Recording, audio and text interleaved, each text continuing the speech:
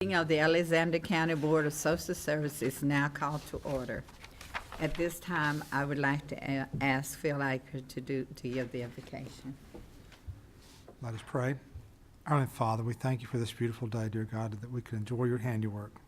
We thank you for the lives of the people that work with social services and their special talents and gifts as they try to help those in need. Dear God, we pray that you'll be with us as we meet today, that we'll serve you in all that we do. We ask this in thy name. Amen. Amen. Do I have a motion to approve the agenda for today as written? So moved. A second? Second. It's been moved in second that we accept the agenda for today. Do I get a motion to approve the minutes of January the 23rd and February the 22nd? I'll make that motion.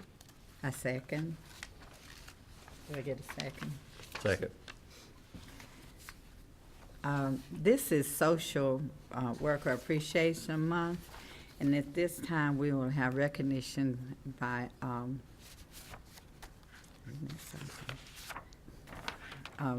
member of the County Commission. Thank you. And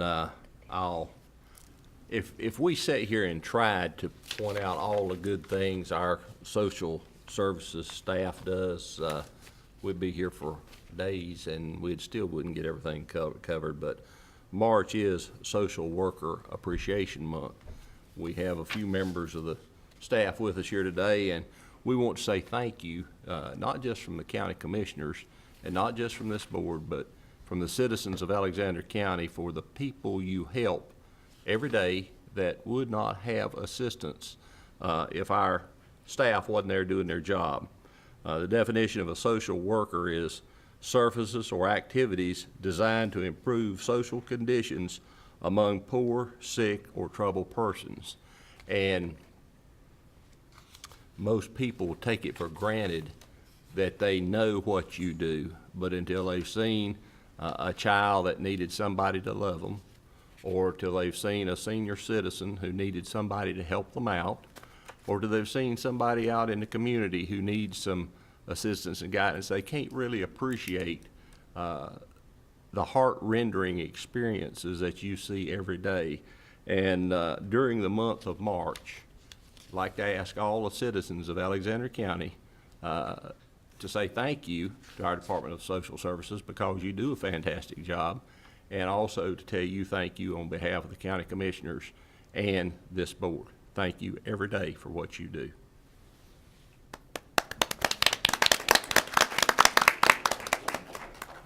Thank you very much, Darrell. We would like to now do the financial report.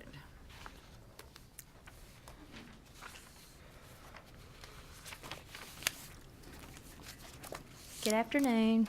Good afternoon. I hope everyone's well. The report you have in front of you is for the February 2012 financials, and we are approximately 67% into our fiscal year. A couple of items I'd like to bring attention to. If you look in your right-hand column where it shows the percentages, with the exception of one category, all of our expenditures are well within reason for the period of time we are in our budget year. The only one that is elevated is general assistance. The reason for that is during the month of February, towards the end, we received an additional allocation of our low-income energy assistance monies.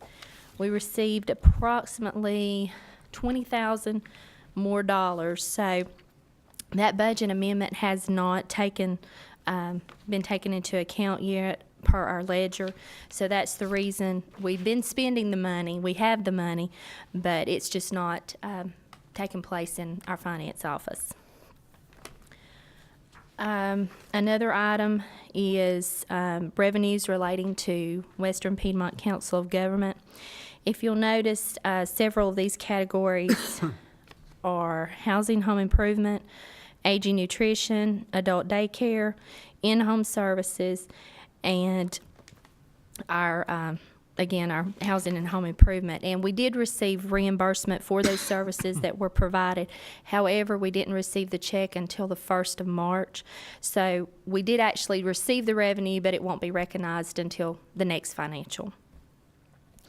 And then if you'll take a look at the bottom of the page, our projected county dollars, 1.9 million, and we have currently spent just a little bit over $1 million.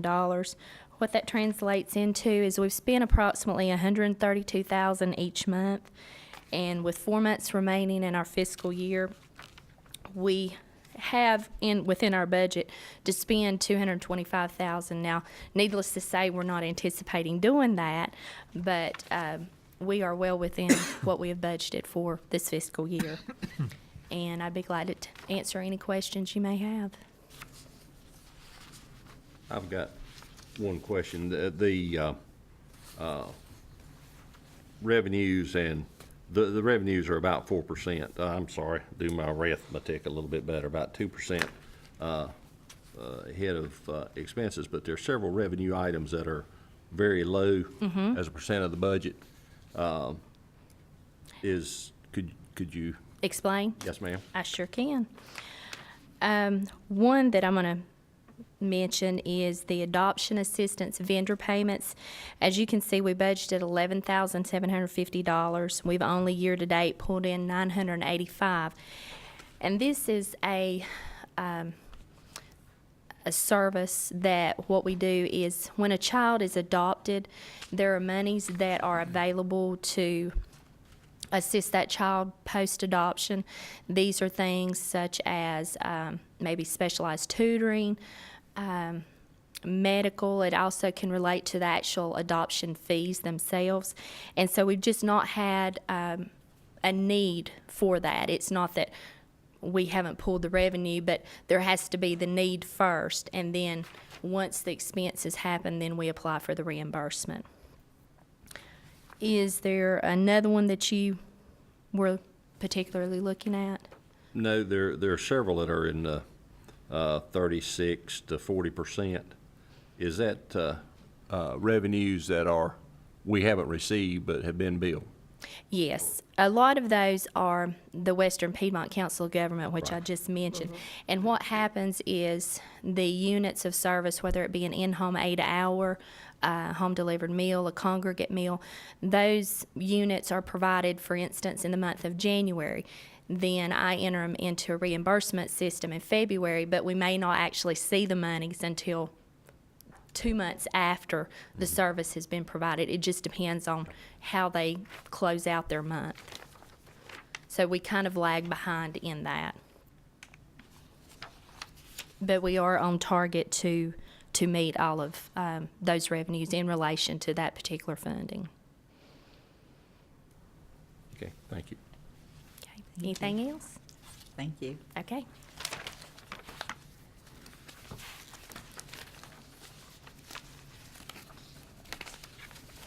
We will now hear the highlights of the statistical report from the DSS supervisors.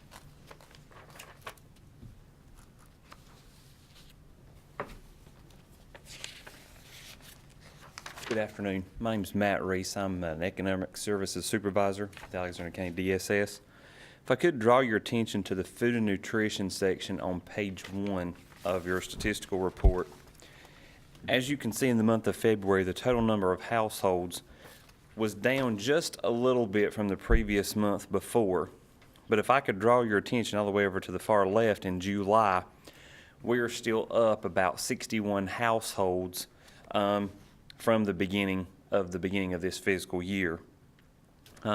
We've continued to see sort of kind of our numbers, up and down a little bit, but still remaining sort of kind of right there along in the same line. The next thing that I wanted to mention to you all about is in the program integrity. This month we are starting a new process, a new way of combating a new campaign in an effort to combat fraud in our public services area. So we will hopefully in the next upcoming months be able to get you some more numbers and see some different changes in that department, in that section. Also wanted to bring you up to speed on the low-income energy assistance program. As you'd heard Ms. Deal present just a moment ago, we did get an additional allocation. We were able to get an additional allocation of $19,000. I checked the balance on that account just before I left, and we were at $519. We anticipate probably by the end of probably Wednesday having exhausted those funds. And in that particular program, we have approved 313 applications in comparison to whenever I had came to you all before, saying that, potentially we was only going to be able to help approximately about 100 and some odd. We're really pleased that we were able to help quite a bit more than what we, had allotted for due to, allocations from the state. The balance in the SIP, which is the Crisis Intervention Program, we are at about $74,476 is what our balance is in that program. We've approved 936 applications in that particular program. And I believe that has got it covered on mine. Is there any questions? Matt, you were talking about the assistance, energy assistance and so on. As I remember, that funding was cut about 50%. Oh, yes. Back in the fall when we began to get the money. That's correct, Darrell. Last fiscal year, our county received a little over $300 and some thousand to administer that program. This year, in the different allocations that we've received, I think we've gotten roughly right around $75,000 to $79,000 some odd dollars in that. I think our county has been fortunate enough to have been awarded 3 additional allocations since the initial allocation. Initially, we were told we was only going to get $43,000 to administer that program. And so along the way, and this most recent allocation came due to, in part, that other counties were not spending their money as fast. And so what the state decided to do was, instead of giving each county a percentage, they just took the sum of all the 100 counties that still had balances left and divided it up amongst the ones that needed additional, funding. Mm-hmm. Our county was one of the ones that did not have a balance. We had exhausted all of our funds. When we saw how much money was coming for that program back in whatever it was, September, I figured we'd be out of money by the end of December, maybe a little earlier if we had a hard winter. And the reason I went back to it, we ought to be thankful that we had a mild winter. I've heard people exactly complaining right. about their sinuses and so on. I've had a little of that today. And every time I have to take something to open my head up, I say, thank you, Lord, for mild winter, because we had people that would have had extreme difficulty making it otherwise. Yes, and that's why Ms. Holman and myself during that time period wanted to present as much information to the community, because it was near and dear to our hearts to be sure to get the education out there. And each time whenever we've gotten an additional allocation, I've tried to get the information out there to the general public that, if you were not in our agency before or fell through, came in during that time period when we didn't have any funds, please come back to our agency so that we can, further assess, your situation. So, but yes, Mr. Robertson, you're exactly right. We need to be thankful.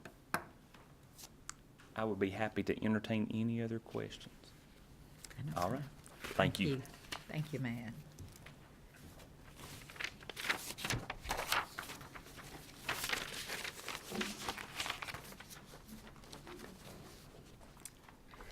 I'm Trina Riddle, and I supervise the Family and Children's Medicaid and the Work First in the Daycare Program. If you look on page 1 under the Medicaid, you'll see that for the month of February, we had 6,651 total eligible individuals. That's an increase of 207 since our beginning of the fiscal year in July. We have 11 more of adults served and 196 more family and children served. Also, if you look under Carolina Access on page 1, this month we have 4,870 individuals enrolled, which is an increase of 415 more since the first of the fiscal year. The state is they're going in and doing a mass changing and they're assigning people.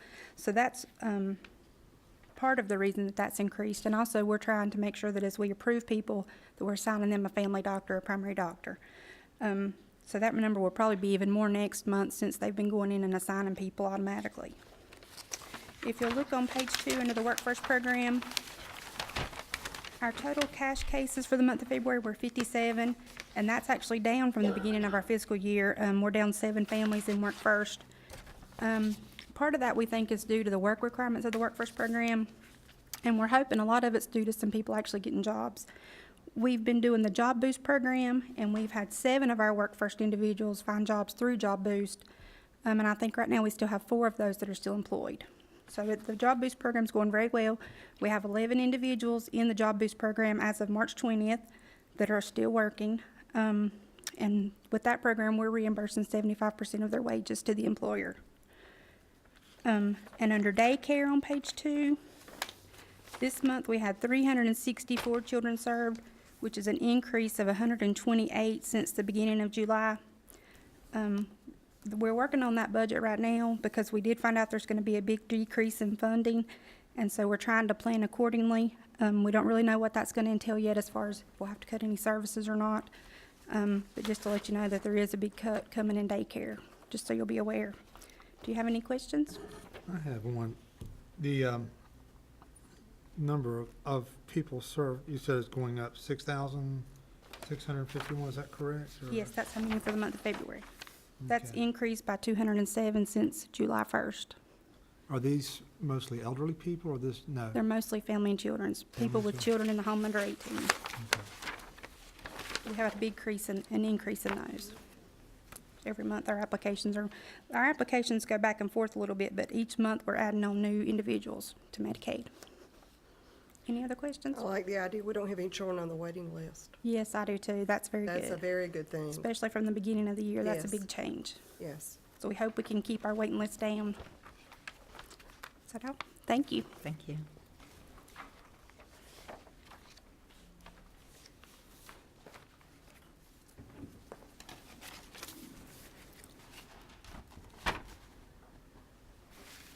I'm Julie Sebastian. I'm the Adult Services Supervisor. If you'll look on page 3 of your statistical report, you'll see in home aid services, we've served 45 and we have 101 on our waiting list. We are at target for that, and that's even, we got additional $6,173 in November of 2011, so we are on target of that. The SA in-home program, we have 10 slots and we're currently assessing another one. Adult daycare, we have a daycare in the county here in the Richmond Center that still has 1 slot and they have to be 60 and older. Guardianship, you'll see that we have 2. That number will be rising as our LME is saying that they can no longer serve as guardians for their clients because it is a conflict. However, that is coming from DMA, and they're looking at DSS picking up those guardianships. We have already of one that we know of that's coming to our county for us to serve as ward. We're not sure why it's not a conflict for us since we are serving food stamps Medicaid eligibility, but we do see that number increase. For CAP, our numbers have been low as we have been short-staffed. We have 94 slots, and we currently have 80 that we've served. And right now, we have 21 on our waiting list, and I have mailed out 7 FL2s, and that's a form that the doctor has to complete before we assess for that program. Housing and home improvement, we are only allotted for our block grant around $9,300, and the numbers look low, and I know there's 12 on the waiting list according to the statistical report, but we have remaining approximately $3,000 to $4,000 left, and that's probably going to cover the 3 that's pending. And our congregate meals, we are on target for that, and you'll see there's a different amount of numbers of the participants and meals served for February, and that's due to the inclement weather we had in February. The site was closed on that day. Home delivered meals, we are assessing, and the same as goes on for CAP. Once we put, say, 4 on, we lose 4 due to the death and placement. So we're kind of staying average on that. And I do want to mention that we are needing volunteers to deliver our home-delivered meal program. Our routes are around 40 minutes, and, you know, we ask that volunteers, if they can come forward to volunteer, we would appreciate that. Anyone interested can call me. My extension is 337. And then if you'll look on page 4, the Adult Protective Services, we have increased. From July, as you'll see that the total numbers reported in July was 6, and in February is 15, and February being a short month, that is an increase, and we have not changed our staff, and the 2 APS workers that are doing APS are also covering and carrying other hats as well. Is there any questions for Adult Services? Thank you.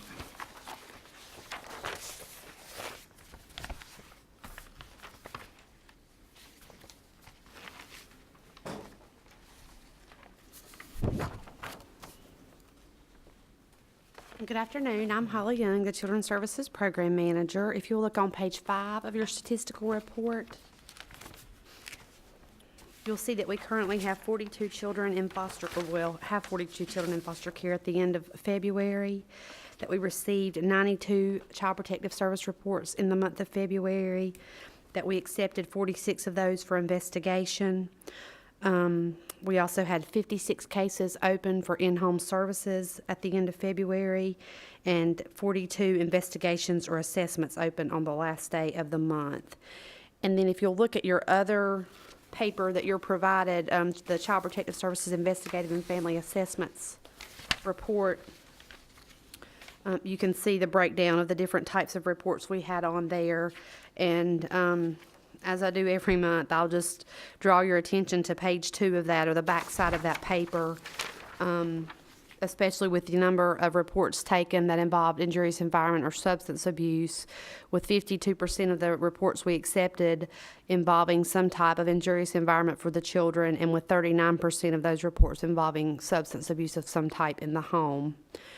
Also, just wanted to let you know, I was asked to prepare some information last week for Cindy, and while preparing that information, just putting some numbers together, came up with some things that were just, we felt like really good news that we wanted to share with you all. Last year, we placed 15 children in permanent homes, and they were able to be adopted and have a permanent and safe home. We currently have 9 children that are legally cleared for adoption, and of those 9 children, 8 are placed in their prospective adoptive placement.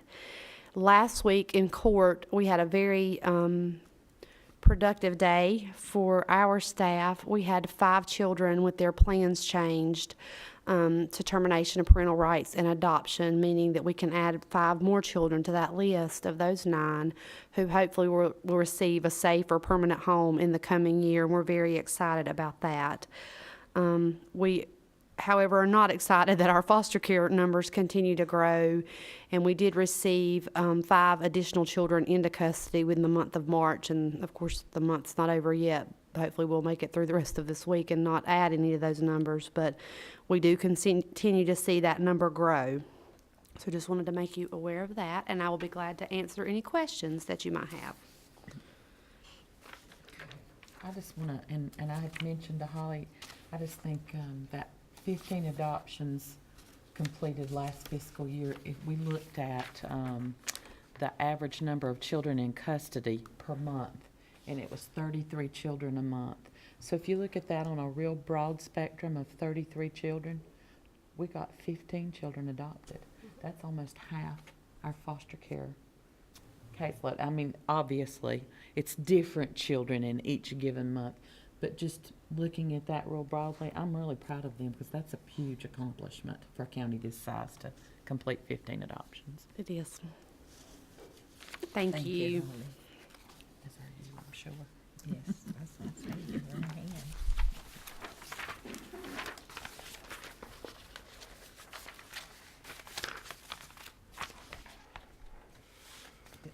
Is that all the reports from the supervisors? Next, we have our program today will be presented by Carol Church, and it's about child support. Good afternoon. Each one of you has a booklet in front of you that I have prepared for child support, and it has a lot of detailed information. And I'd like to tell you a little bit about our team. There are 3 of us. Of course, myself, and I would like for my team to come up here. We're small, but we're mighty. Is that a challenge, or? Yeah, some days. Some days. Okay, this is Judy Pennell. She is an Agent 2. She has a generalized caseload of establishment and enforcement activities. This is Cindy Kajeski. She does our customer service and case initiation. And Mr. Rob Young is our staff attorney. And Carol Allen is our state consultant. So this is our team. Thank you. Okay, on the next page, I'd like to just bring some highlights about how child support gets a case. We get referrals from the Workforce Family Assistance, Medicaid for Families, and Medicaid for Children. So in those programs, if they tell a Medicaid worker on Trina's team that they want a child support referral, then they will key information into the system and it comes to us and we start an establishment case. And the second being, if a client has Medicaid for Children, then they can also request a referral. And another way to get a referral is if a child is taken into custody and is in foster care, or CPS becomes involved with a family, then we can get a case that way. And the fourth way is a custodial parent can open a child support case by paying $10 or $25 application fee. And when they do that, they have to fill out an application so that we can get their case started. And once they do that, sometimes they don't have to cooperate with our office, so they can call us and say, you know, I've changed my mind, I want to close my case. And if they do that, they lose their application fee.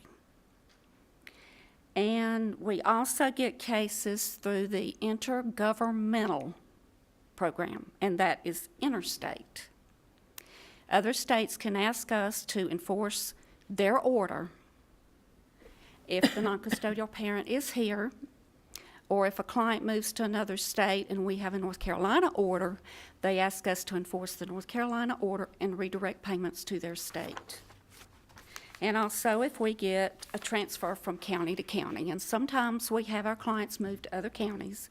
If an order is established here in Alexander, we can transfer that case to the other county. Okay, the third page is answers to questions. And what is ACTS? That is our automated collections and tracking system. It's a very, very sophisticated system, and it allows us to do our job in the capacity that we do it. And 4D is actually a part of the Social Security Act. And how it operates, it's federally funded, state administered, and it's a nationwide program. And most of the counties in the state are county operated, but some of them are private. And the real purpose is to collect back the public assistance if a client is on Workforce Family Assistance, to pay back those funds, or also to collect money for these custodial parents to help raise their children if the non-custodial parent is not in the home. And there are several services. We have location, establishment of paternity, establishment of court-ordered support, collection and distribution of support, and enforcement of support orders. And there are several locations, and I won't go through all of them. Most of them are automated, such as Department of Corrections, Department of Revenue, Department of Motor Vehicles, an interstate exchange system that we can see if another state has a child support order. the Division of Employment Security, Food Nutrition System, Wildlife, New Hire. They all match up with our system and let us know if they found a non-custodial parent. And then we establish paternity is, of course, by marriage, court-ordered, and voluntary to establish support by signing an affidavit of parentage. And 2 ways to establish support is voluntary and by a civil order. Collection and distribution of support, all payments go through North Carolina Centralized Collections. And a client can receive money by direct deposit to a checking and/or a savings account. And also, a client can receive money by SMI One card. It is a debit card, and it's a Visa card. And every support payment goes on that card, and they can use it anywhere they need to use it. And also, they can put other things on that card, such as payroll, government benefits, or just regular payments. They can have money put on that card. Enforcement remedies is the next page, and we have a very long list of enforcement remedies. The first one is to take court action for a show cause for the non-custodial parent to tell the court why they should be found in contempt. Then we have income withholding, driver's license revocation, the FIDM lien levy. That's where if someone has a checking account or a savings account, we can actually attach a lien to that account if they owe back child support, and we have had several of those lately. Insurance settlement liens, if we know that there's an insurance settlement pending, we can take the appropriate action. And like I mentioned, the intergovernmental interstate, we do that. The lottery offset, if they win $600 or more in the lottery, guess what? It goes to child support. Motor vehicle registration blockage, we can deny the NCP to get a motor vehicle plate. The occupational license revocation, and that's just what it says. If it's a fishing license, if they're a nurse or a doctor or anything, if there's past due support, we can submit to the court to take that process. Passport revocation, that comes into play a lot. People want to go apply for a job here, or they want to work overseas, or they want to go on a trip or go on a cruise. If they owe the child support greater than $2,500, they don't go unless they pay that off. And we've gotten quite a bit of money lately because of that. Performance bonds, we can ask the court to provide for a security bond, more or less, to pay money up front. And if the non-custodial parent doesn't pay current support for a month, then we tap into that. That money is held at the clerk's office. We can attach property liens to real property or personal property. Tax intercept, this is a very big time of the year for us. We collect a lot of money by tax intercept, thousands of dollars. We had one the other day that was almost $16,000, paid everything. So we collect a lot of money this time of the year for tax, state and federal. And wildlife revocation. If they have a fishing license, we can go after that if they don't pay their child support. Okay, on the page after that, I wanted to show you what I do each month that I give to Ms. Holman. It's a monthly report. It shows how many cases we have, how many paternities are established, how many orders are established, the number of days in court, and how many cases are taken to court. And enforcement, the number of enforcement cases, and reviews that we do or enforcement action that we take, our average monthly obligation, monthly collections, the number of cases that are taken to court, and how much money is collected as a result of court. Then motions filed by non-custodial parents, we have quite a few of those, where they're wanting reductions in their support or there's been a significant change in circumstances. Maybe the child's gone to live with a non-custodial parent, or that parent has lost a job and needs a modification, so it would have to be a significant change in circumstances. And our caseload as of the end of February was 1,118. There are 191 cases still left in the clerk of court. And since July of 2011, our caseload has increased by 46. And the last page are our incentive goals. These goals are set by the State of North Carolina Child Support Program.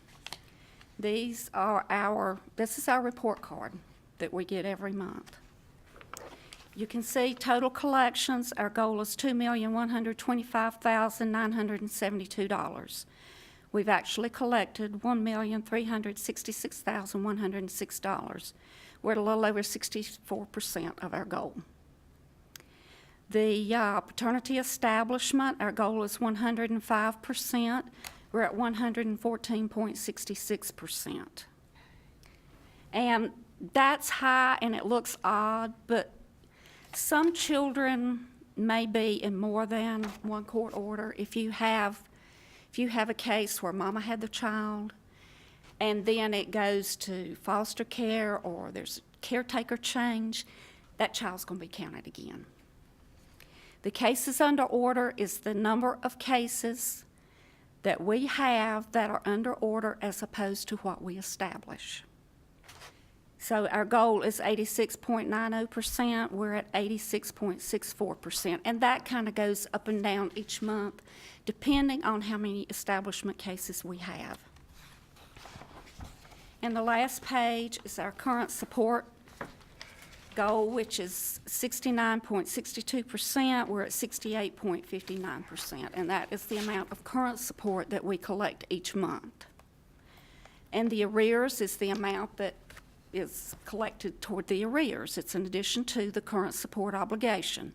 Our goal is 73.49%, and we're at 64.81%. And that last category, medical, we're really not monitored on that right now. The feds still have a lot of fine-tuning to do to that program, so they just let that one slide. So that's a lot to cover. Are there any questions that I can answer? I have one. Okay.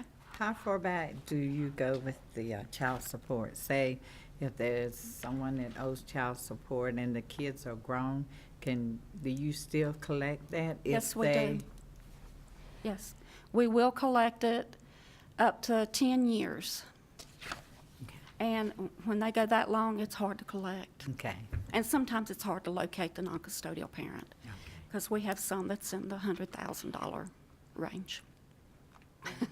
Is that 10 years after they're 18? Yes, Okay, yes. wow. Any other questions?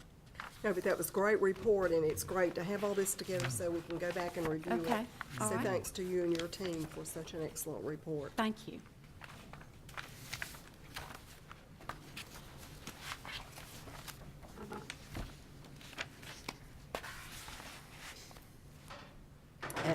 If there's no other reports from the directors, then at this time, I will turn it over to the DSS Director, Cindy Homer. Well, we were fully staffed for about 5 minutes. We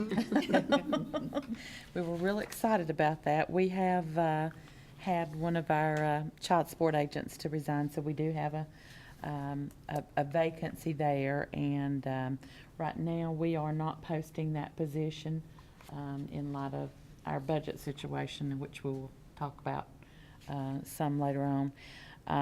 We do have one CPS assessment investigator. I just got that resignation today. So we continue to have turnover in child welfare, which is real disappointing. We get fully staffed and then we lose somebody. It's hard wherever we lose someone, but as you know, we've had quite a bit of turnover in child welfare this year. I think you have in your packet a letter that was sent to you through me from your North Carolina Association of County Boards of Social Services. And this is simply for your information. It is for you to do what you would like to with it, if you want to take some official action or not. There is a position that has been come up with, if you see this position regarding Senate Bill 433, and there, it points out what the safeguards are. They are trying to keep that. I'm sure you've heard so much about it, about consolidation of the DSS, the possibility of consolidating health department and mental health. Some of the concerns have been about a consolidated board and how that board would possibly meet the needs of all those entities. And I think that you will see mental health get pulled out of that, because not every county even has a mental health. Then there are some regionalized mental health entities. But there is still that possibility of this coming forward. It would be a choice. If it does pass, my understanding is it would still be a choice of the commissioners to decide whether they wanted to consolidate in that way. Some of the concerns are, of course, the political neutrality of the board, of a board serving 3 entities in that way. The concern about the staff of both the health department and the DSS losing their the provision of the State Personnel Act, which is for me is the most concerning. It's for the staff to lose that privilege, right and privilege. And then, of course, they are asking that a pilot evaluation occur, which I think is a great idea, but certainly would be up to you folks as the board members to decide or take a position. They did send us a resolution, a copy of a potential resolution that you could make. And I certainly am not, as the director, giving this to you, but I'm passing it on. I received it from your president of the Board of Social Services Association, William Thompson. And they did ask that this information be put into your hands. Where does this keep coming from? We went through this last year when the General Assembly was in session. They sent it out. They wanted approval or endorsement with county commissioners to consolidate. And I don't have a problem if a county wants to do that. But we told, the county commissioners told them at that time, we have a good DSS program, we have a good health department program. We're not going to do anything that jeopardizes either program. And there were some, of course, some larger counties have human services, mental health, DSS, health all in one department, which we can understand. But who keeps bringing this up? Where does it come from? Our legislators. It was a. Tell them to get us name, rank, and serial number. If they can send us this letter, they can get that information, because they can look at what they've done in mental health. And they got a long ways to go to get it straightened out. And when they started that program, I served on a subcommittee, and questions were asked. How are you going to deliver services? How are you going to fund it? We have counties that are not being served now. How's it going to be taken care of? They've been messing with it, and that's a polite word, for 6 years now. And services have gone down, and now they're going back to a similar program to what we had years ago. And I can see the geniuses doing the same thing with social services and health departments. And if a county is large enough and they want to consolidate, fine. I don't have a problem with giving them that. But like I say, it came up last year. We went through it, and bless its heart, here it is again. Somebody has resuscitated it. And William Thompson ought to be able to give you some names. Be interesting to know. Well, we certainly can tell you who. Well, you know who our legislators are, who that you could advocate. I've talked to with. ours. I've talked to ours about it. I told them they could modify programs anywhere in the world they want to modify, but leave us alone. And they understood the language, I think. But, they're not even back in session, and it's up again. I don't understand it. And I will talk to the few people I know, but it needs to be addressed with where it's being generated.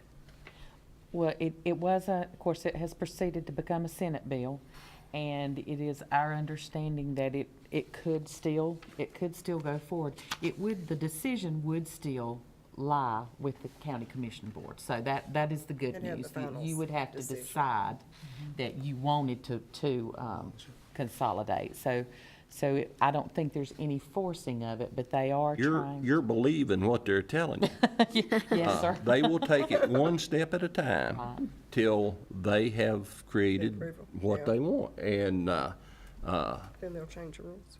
exactly. And the thing that bothers me, the organization is one thing, but from what we saw take place with mental health services, the individual out here who needs help is the person that gets hurt.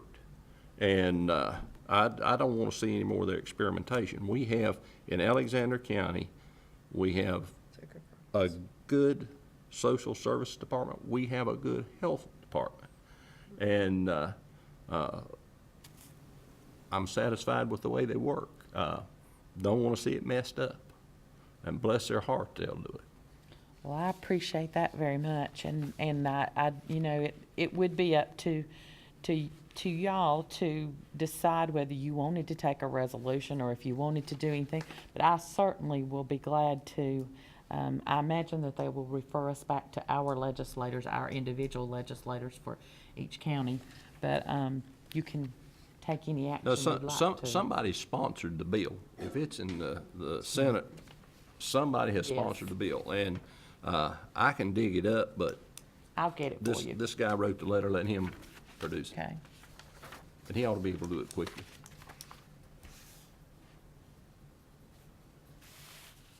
I will provide all of you with that information.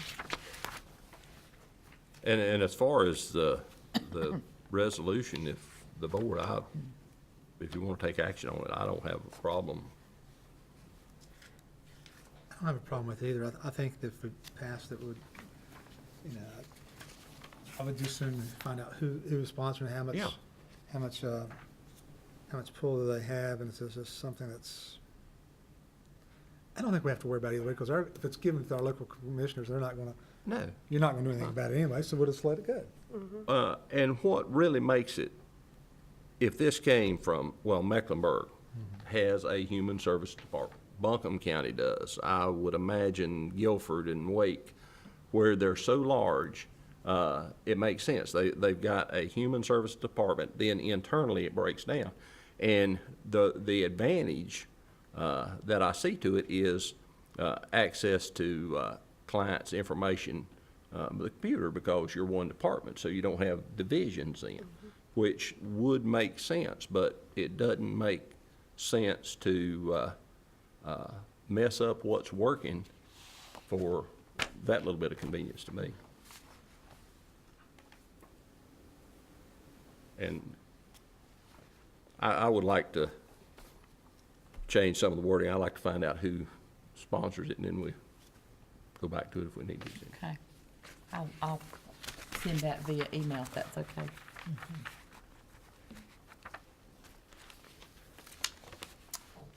I did want to draw your attention, I think you got the Action for Children, the Child Health Report Card for the county. And there's some interesting statistics on there. And I did pass forward some of these to our county manager. I think that they'll be interesting to the Board of Commissioners.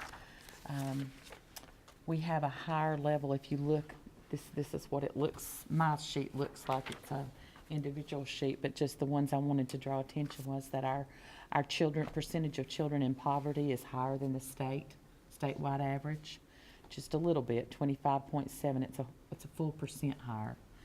Our median household income is $3,000 less than the statewide average.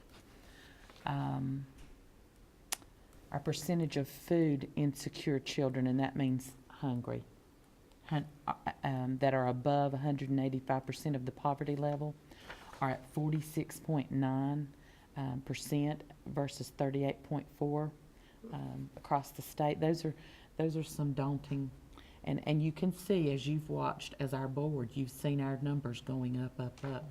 And you can see that play out here in our report card. The percentage of children in our community that are uninsured is a little bit less than statewide. It's 9.6% versus 11.8%.